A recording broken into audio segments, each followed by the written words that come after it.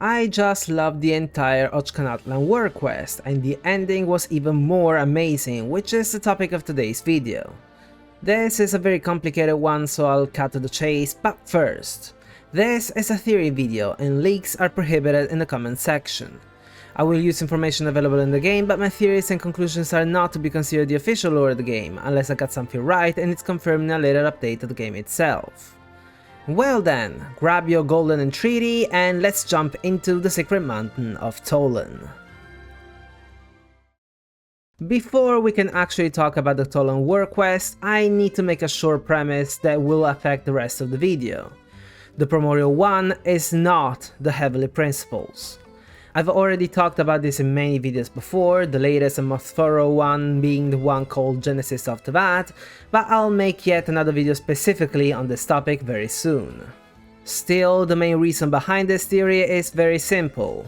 We know that the Heavenly Principles want to hide everything that existed before their arrival, and anyone who finds out about this, like Orobashi, are permanently silenced.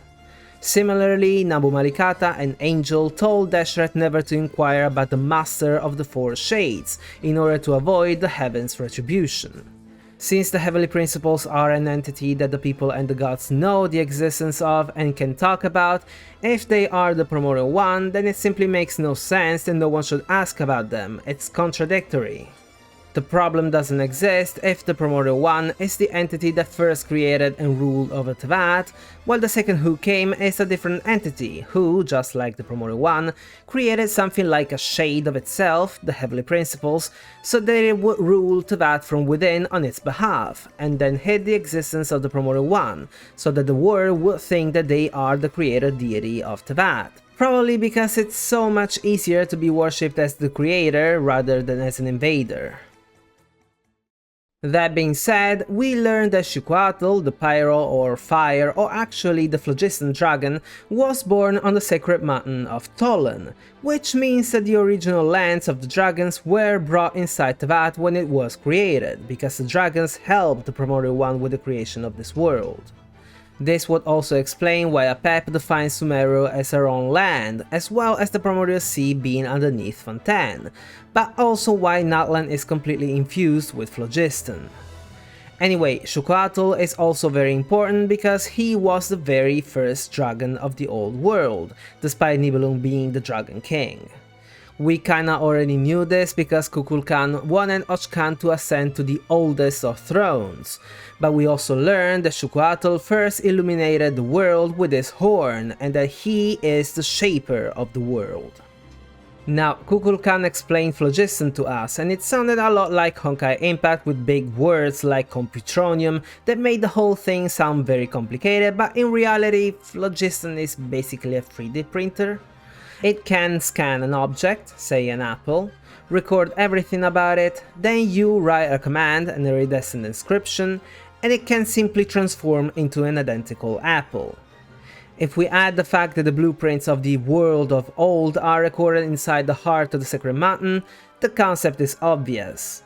Just like the Primordial Sea created the living beings and the Dendro Dragon created vegetation, so did Phlogiston create basically everything else, meaning that I might have been right when I said that Natlan was the forge of Teyvat. Moving on, Xiuhcoatl used primal fire to create the Dragon Lords, and the very first one received the same kind of fire as Xiuhcoatl. This was Kukulkan, Xiuhcoatl's brother, aka Washaclaw Nubakan or the Sage of the Sullen Flame. We also got some info about an interesting experiment the dragons did around this time, which would prove that there's an era between the Primordial One and the Heavenly Principles, but we'll talk about it in a dedicated video. Anyway, back then, the dragons were looking for signs of life in the pitch-black cosmos, the outer realms, and their goal was to expand the limits of the known world.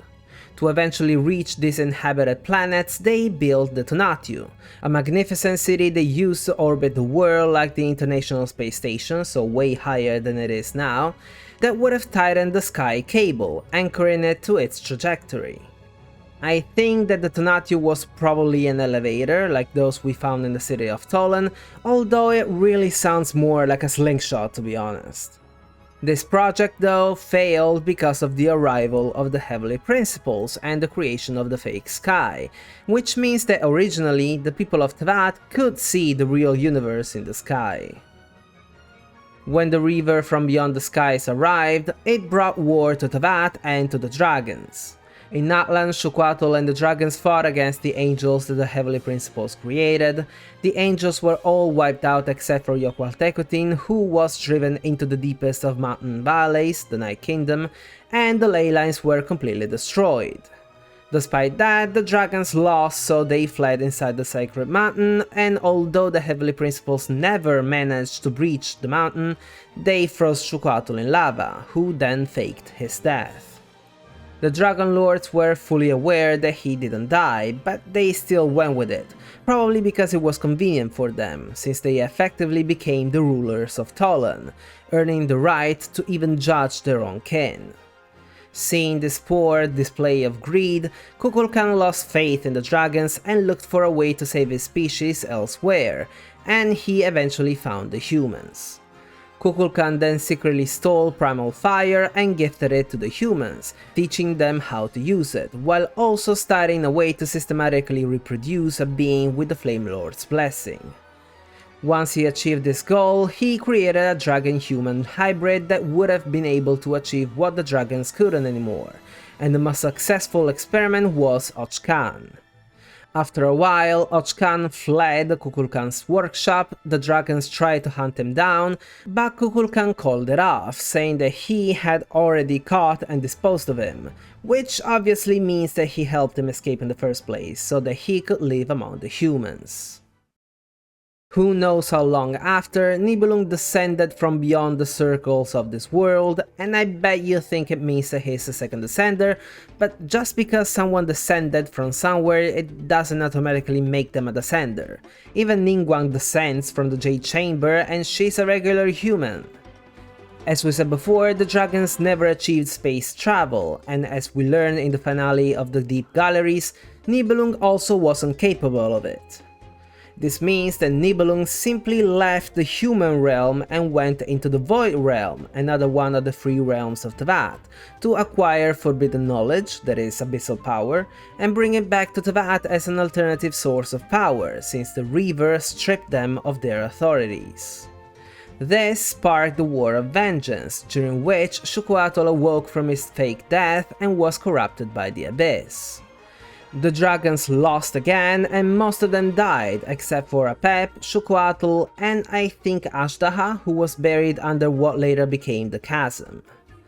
When it comes to Nibelung, he was also annihilated by the Heavenly Principles, but at a great cost, which is what Nouvelette's vision story defines as the usurper had their functions ruined. Since the dragons said that they were making preparations for the time Xiuhcoatl's master, the Heavenly Principles, woke up again, this might be the reason why everybody believes that they are asleep, probably as a way to conserve energy or to repair themselves. Then, sometime after the war ended, the Heavenly Principles did indeed wake up again, if only to send down the Celestial Nails. Originally, we believed that their purpose was to just mend the rifts caused by the war in order to save Teyvat from certain destruction, but in 5.5 we learned that they also converted the ley lines into a girl to defend Teyvat from the Abyss, and in Natlan it caused the devolution of the dragons into the Saurians because of their adaptability, which is more or less what also happened to Apep. On the other hand, Xiuhcoatl only had short moments of clarity because of the abyssal corruption, so he used them to dig down into the heart of the sacred mountain to create Huitzilopochtli, but we're talking about it later. The Dragon Lords, though, were still oblivious of Xiuhcoatl's awakening, and the second Lord, the Jade Maiden, found out that Kukulkan had aided Xiuhcoatl's escape, that he was living in a human settlement, and, above all, that Kukulkan bestowed primal fire upon the humans. The trial to impeach Kukulkan, who was the regent of Tollan, ended with 9 votes in favor and 4 abstained, one of which was the 8th Lord, the priestess of floral candles and skyborn feathers, Lianca's adoptive mother, but when Xiuhcoatl made a sudden appearance in the Chamber of Deliberation, he called the trial off and the Dragon Lords blindly followed his words, as always. After that, Xiuhcoatl also began testing and eventually built the Astral Assemblages, an ambitious project akin to creating a miniature celestial body that would have annihilated the Abyss upon contact. It's time to talk about the natlan phlogistonization array, Huitzilopochtli. Its purpose was to completely burn the entire nation, turning everything into pure phlogiston matter. It wouldn't have distinguished between friend or foe, and the Abyss would have had no chance of surviving, which also means that Xiuhcoatl would have been annihilated as well because of how corrupted it was. As a consequence, the humans would have also been wiped out, and the dragons couldn't care less about it, except for Kukulkan, who always opposed it. The problem is that even the dragons wouldn't have survived, and the kind of life they would have obtained as phlogiston lifeforms would have had no meaning at all. There would have been no births nor deaths anymore, so the chances of evolution would have been extremely slim. Despite that, these new dragons would have indeed ruled over natlan again because they were the only beings capable of wielding phlogiston. Xiuhcoatl's plan wasn't that different from Capitano's, it was simply more radical and definitive. Moving on, as we know, Xbalanque appeared out of nowhere, not even fate foretold his arrival, and he gathered the humans to fight and defeat the dragons. Despite his strength, he would have never defeated Xiuhcoatl if not for his sole weakness, one of his pupils. Xiuhcoatl had modified his pupil, turning it into the control hub for Huitzilopochtli, and it became his weakness because he had to, and I quote, monitor and anchor reality using this eye. I honestly don't know what it means, so if you have an idea let me know in the comments, because if it's Teyvat's reality, I suppose it would have crumbled upon his death. Anyway, in the end, both Xiuhcoatl and Xbalanque died fighting, but then Renova brought Xbalanque back to life, becoming the first Pyro Archon. Since he knew what Huitzilopochtli was, he made an oath with Kukulkan to protect both the humans and the dragons, in order for them to learn to live in harmony, and they split the pupil, the control hub, in half, turning them into what we know as the Golden Entreaties. One half was given to Xbalanque and the other to Kukulkan, so that both races would have had to agree to destroy the nation in order to activate Huitzilopochtli, making it near impossible to happen. Kukulkan hoped for millennia that the humans would find a way to defeat the Abyss, but all he saw was them fighting each other, treating the dragons as less than pets, and then blindly following their archons just like the dragons used to with Xiuhcoatl, and he got fed up. Just as Xiuhcoatl once told Kukulkan, he eventually decided to use Huitzilopochtli, so he kept creating Saurians with the Flame Lord's blessing, hoping that at least one of them would have been accompanied by a human into the city of Tollan with both entreaties. Both the Saurian and the human were called Chosen of Dragon, but the human's role was to simply accompany the dragon to the heart of the Sacred Mountain, while the Saurian, who shared Xiuhcoatl's bloodline, would have activated the device, becoming the new Pyro Sovereign.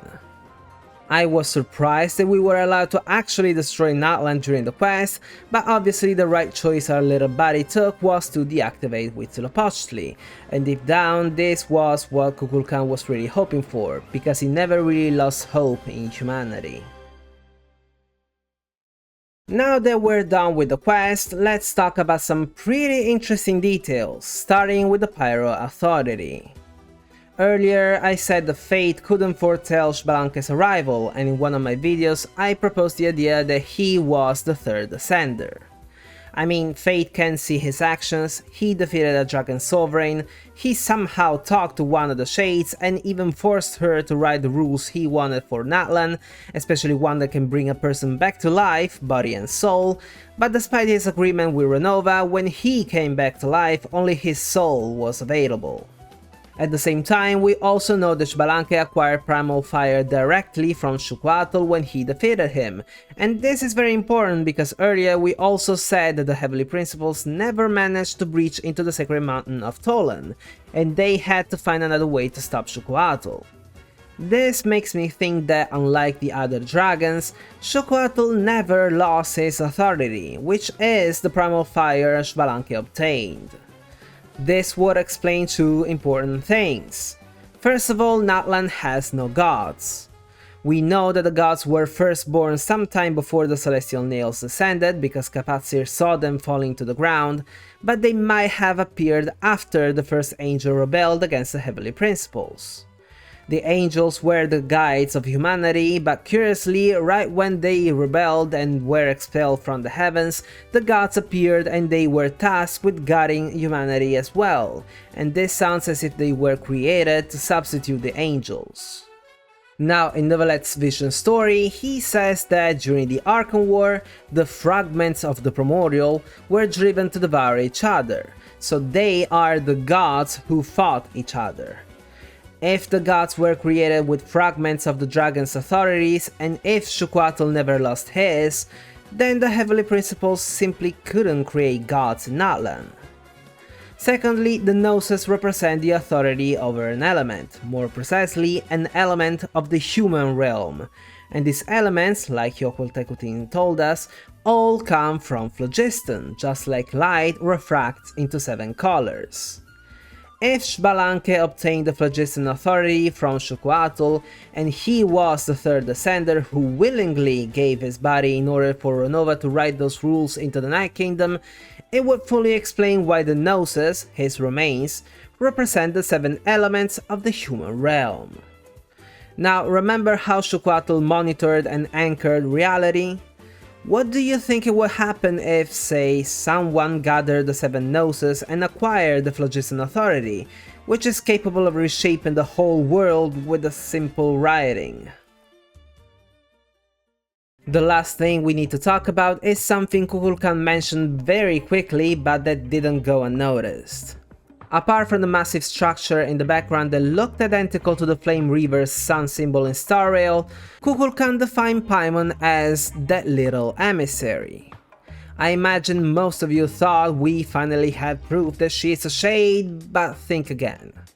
The word emissary in Chinese is Shizhe, and it's the same word Mawika used to define Renova, but it was also used, still as emissary in English, in Chenyu Vale to define the angels they used to guide humanity.